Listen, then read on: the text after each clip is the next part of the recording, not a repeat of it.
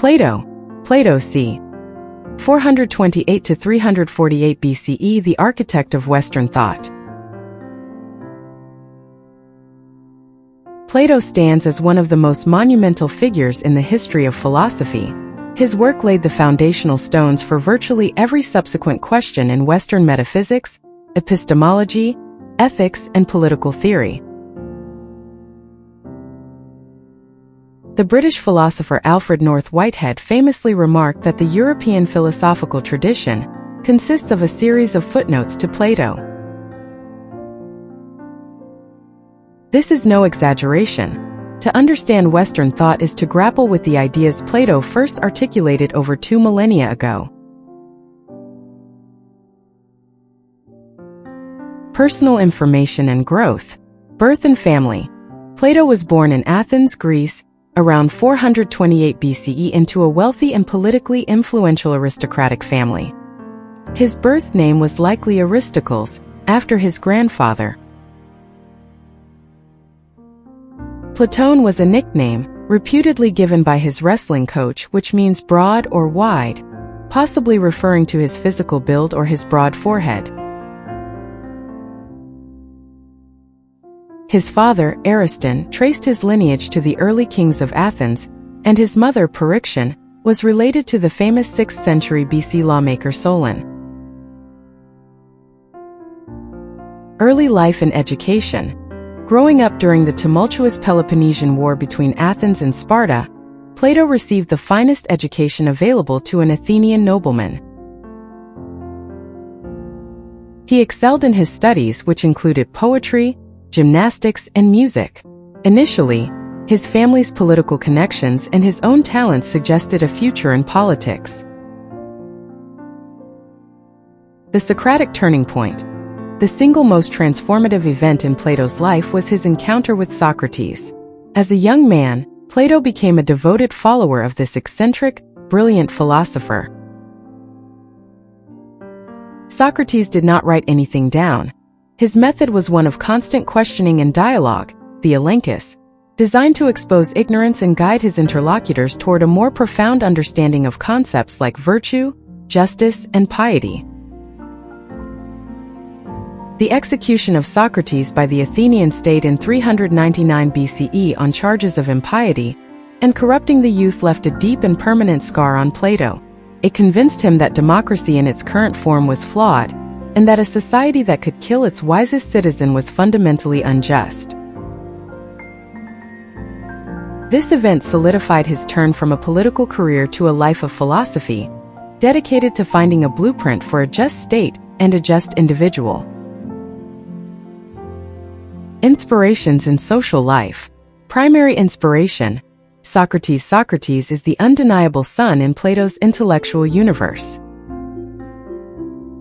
Nearly all of Plato's works are written as dialogues, with Socrates as the central protagonist. Through the character of Socrates, Plato explored and expanded upon his teacher's core belief that virtue is knowledge, and that the unexamined life is not worth living. Other influences. Plato was also influenced by other philosophers. 1. Heraclitus, who argued that the physical world is in a state of constant flux.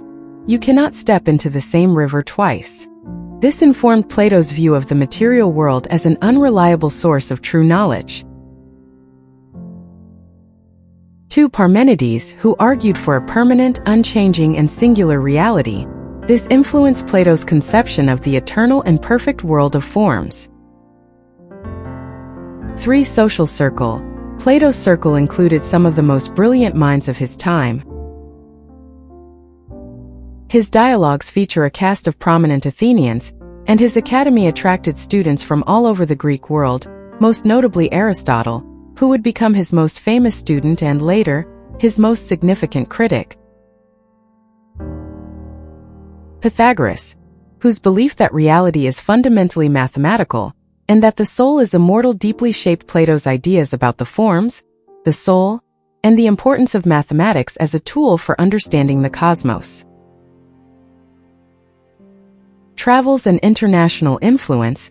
The Syracuse expeditions.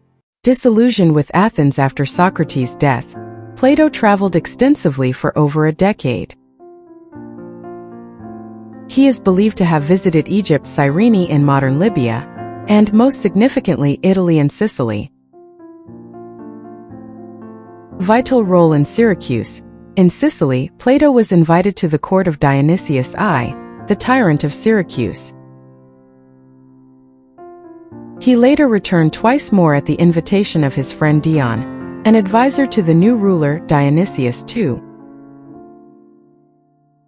Plato's goal was audacious: to put his political philosophy into practice by mentoring the young ruler and shaping him into a true philosopher-king. The failure. The experiment was a catastrophic failure. The court was a nest of intrigue and paranoia. Dionysius II proved to be an unwilling and incapable student, more interested in power than in wisdom.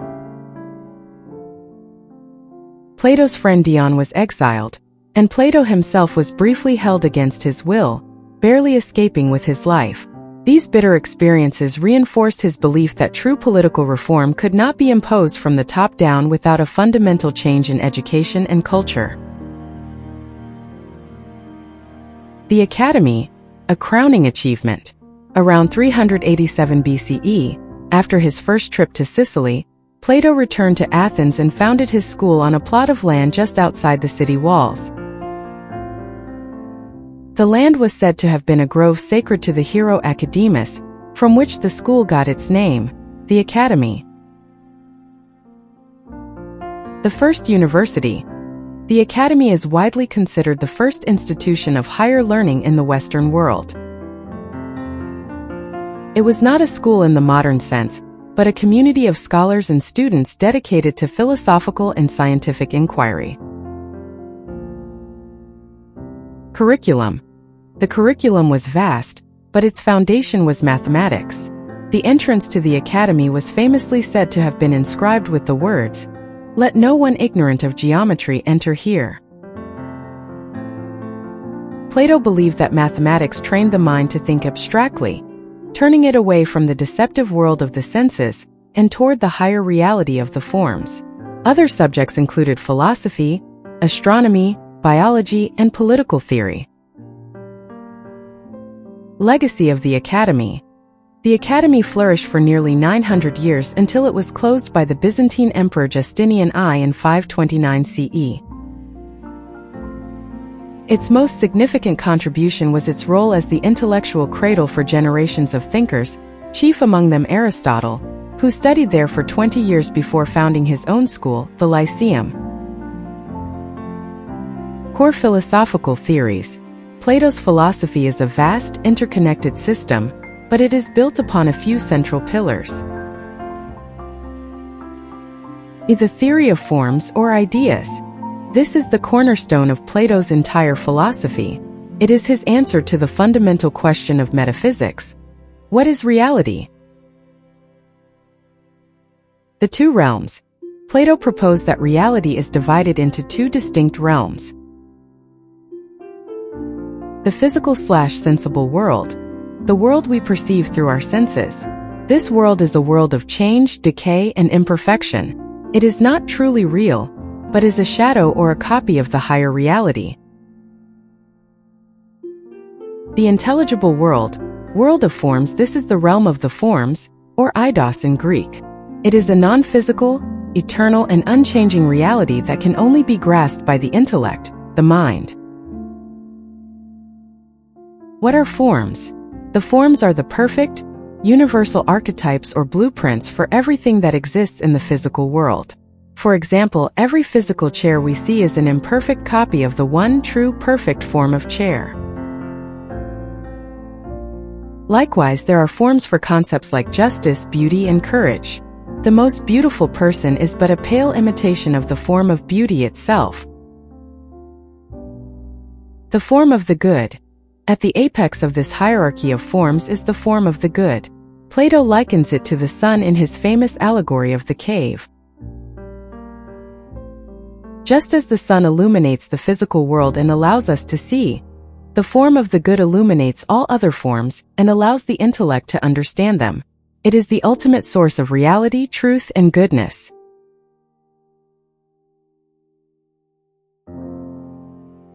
B.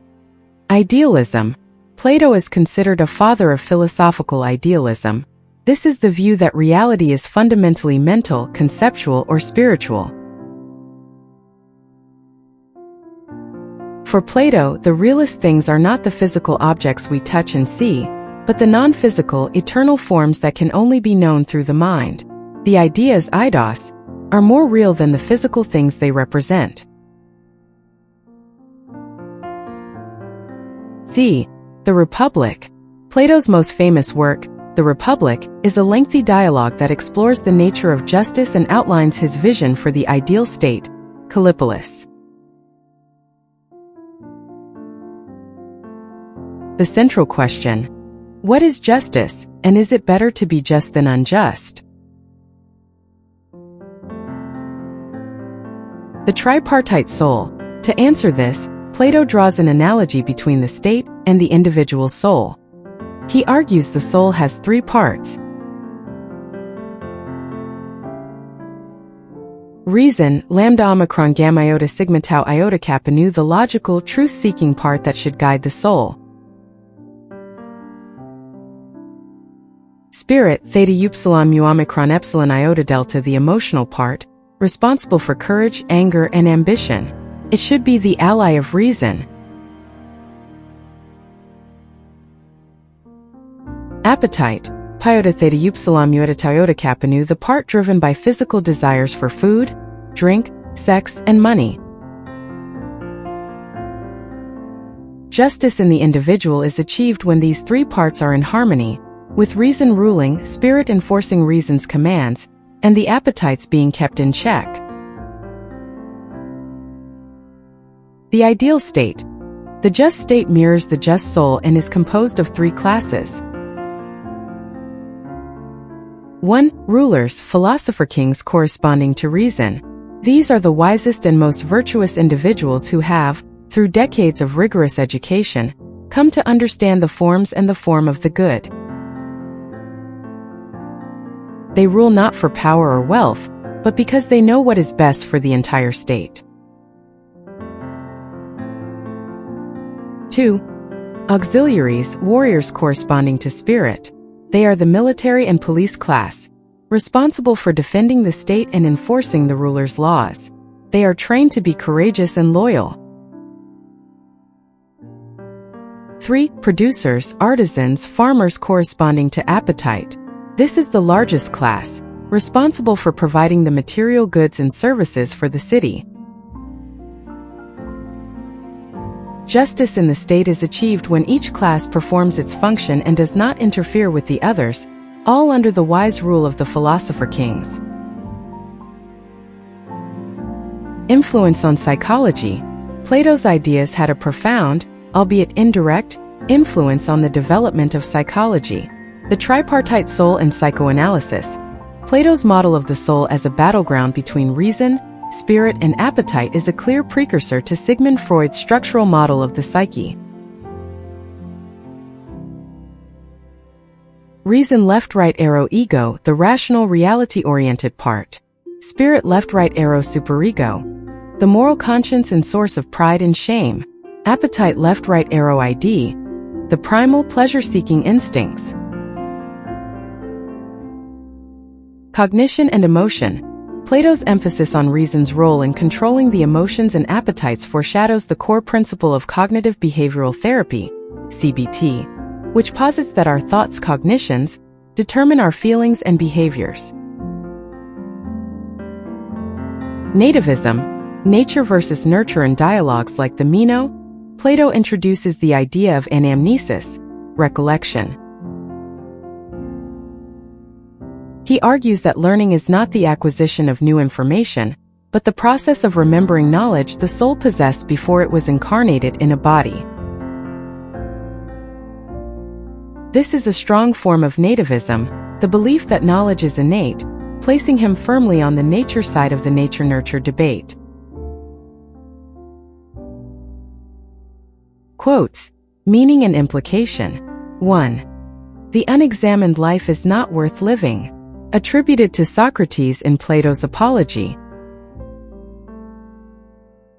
Meaning, a life lived on autopilot without critical self-reflection, without questioning one's own beliefs and values, is not a fully human life. Implication: the purpose of philosophy and indeed of life itself is to strive for self-knowledge and moral clarity. It is a call to constant intellectual and ethical inquiry. 2. We can easily forgive a child who is afraid of the dark. The real tragedy of life is when men are afraid of the light. Meaning, this is a direct reference to the allegory of the cave. The light is truth and knowledge of the forms. The tragedy is not physical fear, but the willful ignorance of adults who refuse to question their assumptions and embrace difficult truths, preferring the comfort of their cave of illusions. Implication: the path to wisdom is difficult and often painful. It requires courage to abandon comfortable falsehoods for challenging truths. 3. Opinion is the medium between knowledge and ignorance. Meaning, Plato had a strict hierarchy of cognition. Ignorance is a complete lack of awareness. Knowledge, episteme, is the certain grasp of the eternal forms. Opinion, doxa, lies in between. It is belief about the changing physical world. It is not entirely baseless, but it is unstable and not true knowledge. Implication: this distinction is crucial for his political philosophy. The masses live in the world of opinion, which is why they are unfit to rule. Only the philosophers who have struggled to attain true knowledge are qualified to lead.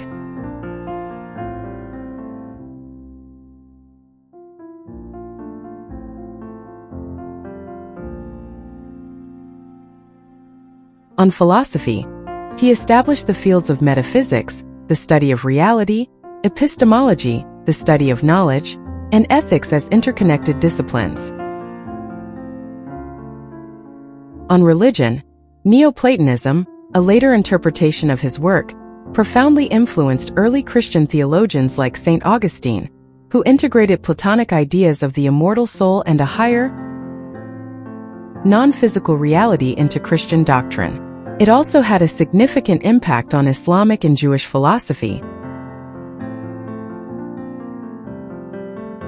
On science, his insistence that the universe was ordered and comprehensible through mathematics provided a philosophical foundation for the scientific revolution.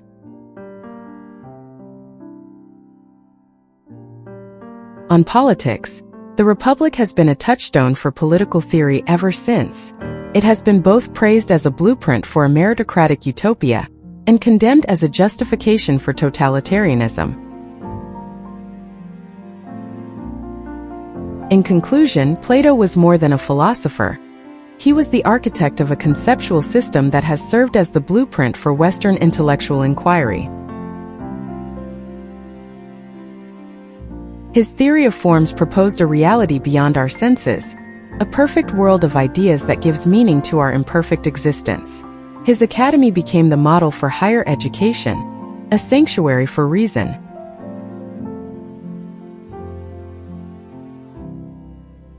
His masterpiece, The Republic, remains the ultimate exploration of the relationship between justice in the soul and justice in society. Through his enduring dialogues, Plato does not simply provide answers. He teaches us how to ask the questions.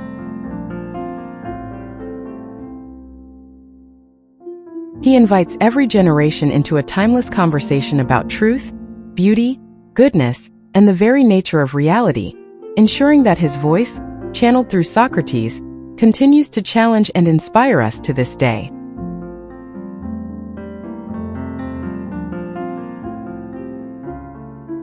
The end. Thank you for watching. Like, comment, and subscribe.